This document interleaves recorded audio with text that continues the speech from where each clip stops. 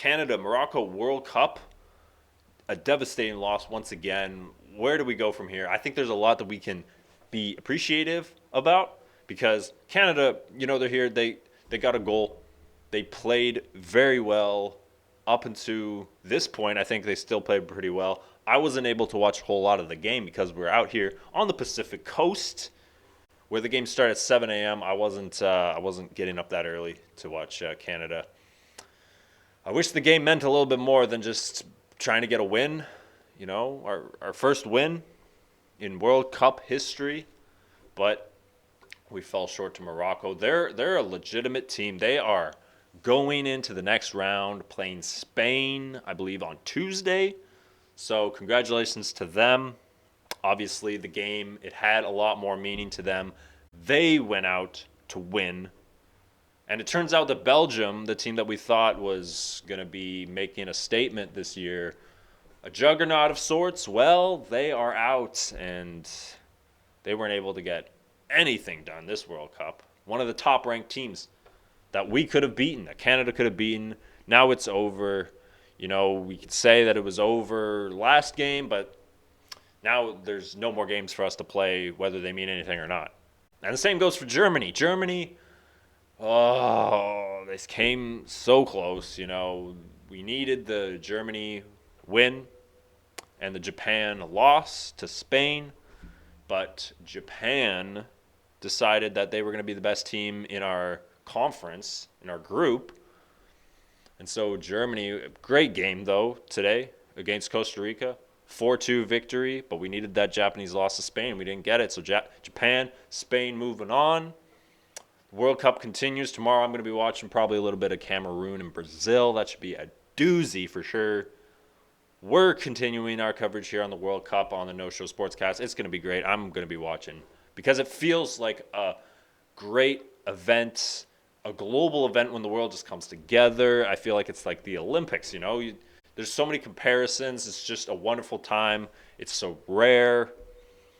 And this, especially the World Cup, it's so different every time because each city has their own little unique way of doing things. Obviously, they're still playing soccer in a big stadium full of people, and we can all agree that that's what we want to see.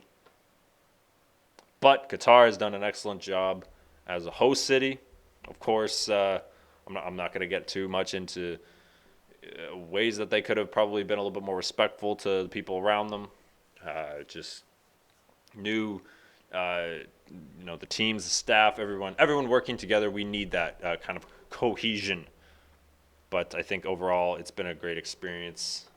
I only imagine what it would be like being a Canadian going over there. It'll certainly be different next World Cup.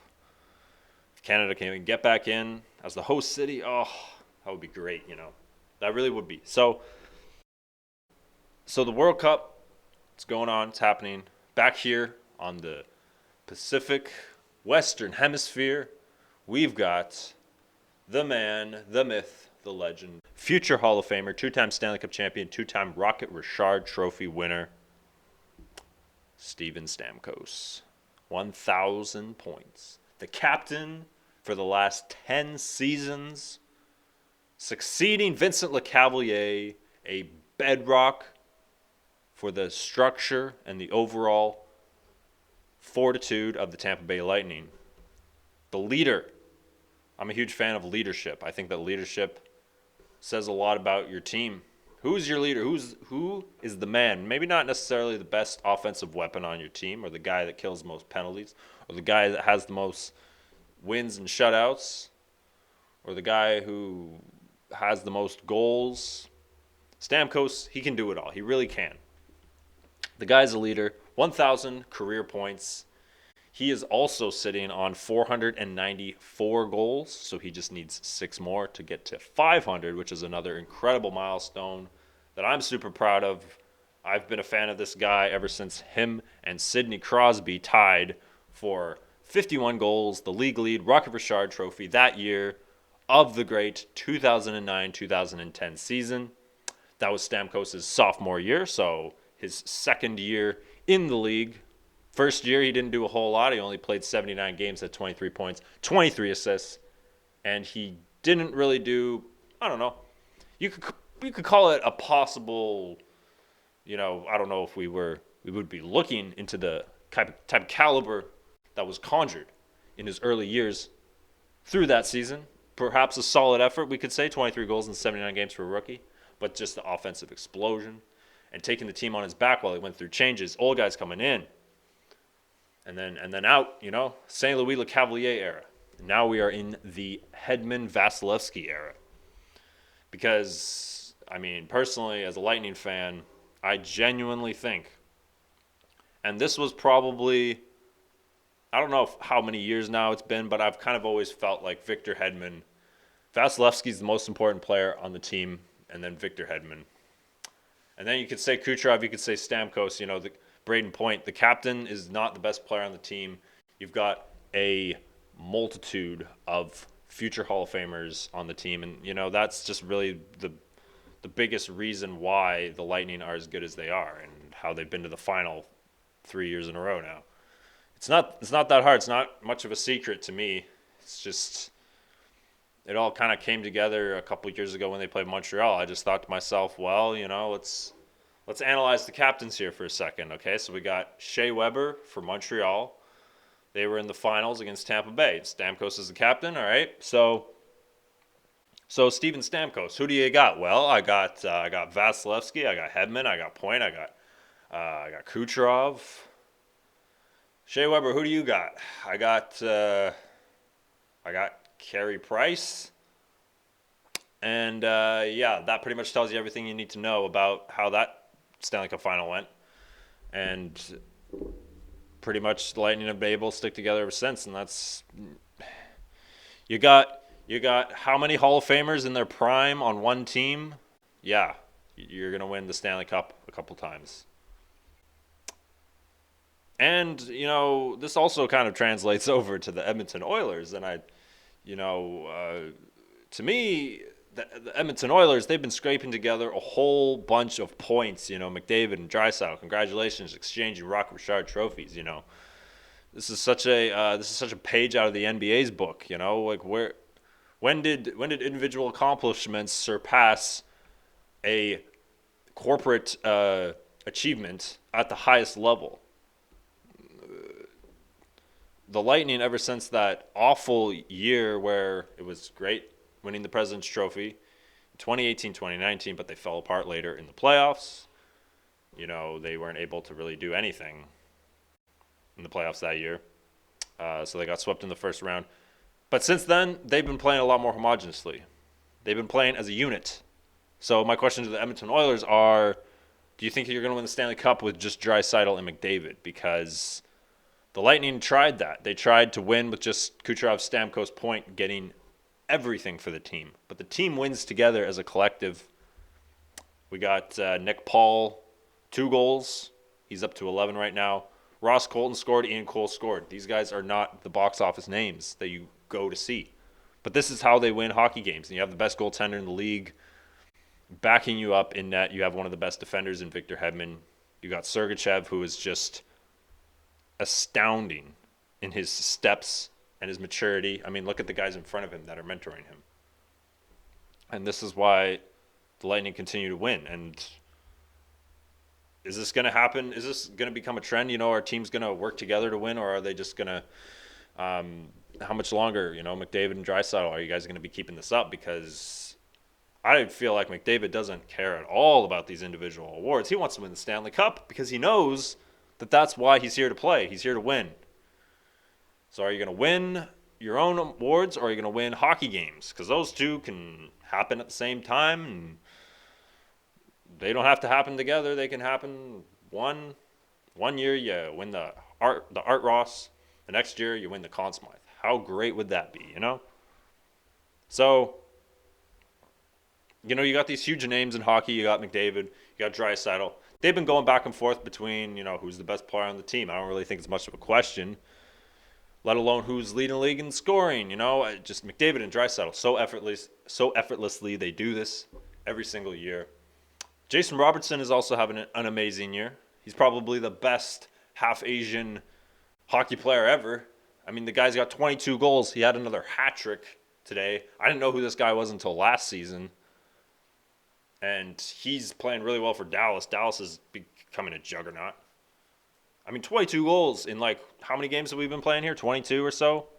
Something like that. So some great hockey action happening. The Buffalo Bills, yeah. I had to turn this game off because the New England Patriots were just, their offense was, I couldn't watch anymore. I just turned the game off.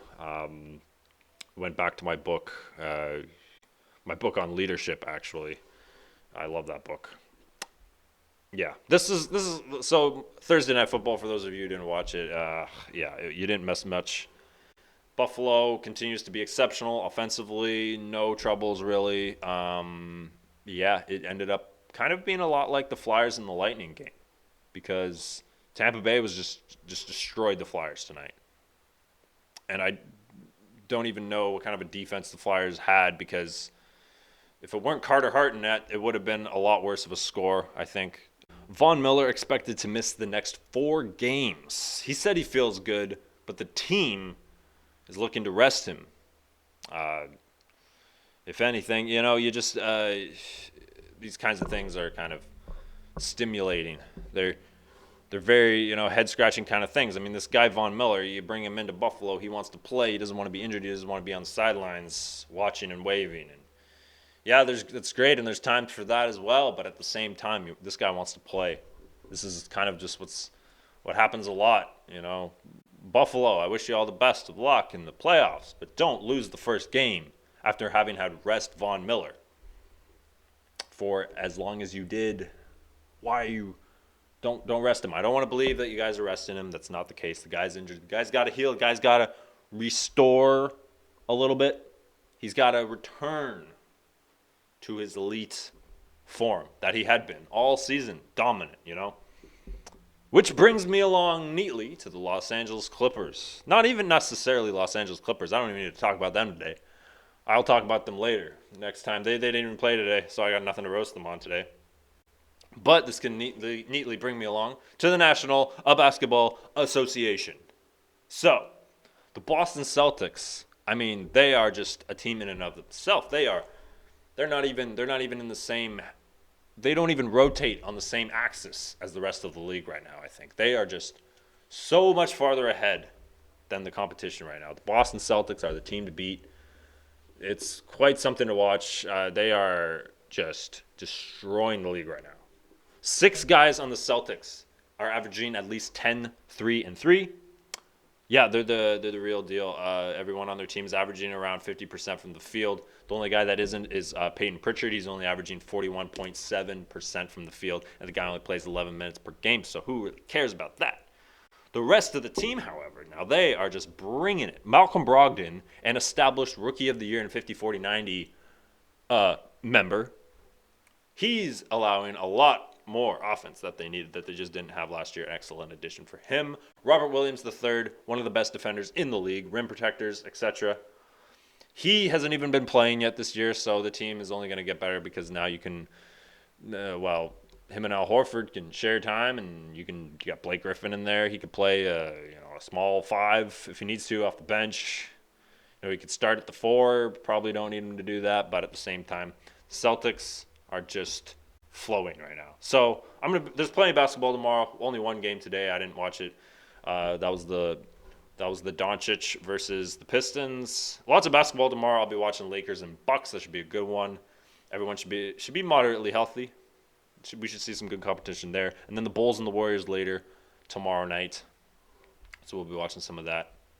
Plenty to go. Plenty that's happening. Yeah, Cameroon and Brazil tomorrow morning, 11 a.m. Pacific. I'll be watching that. No cap.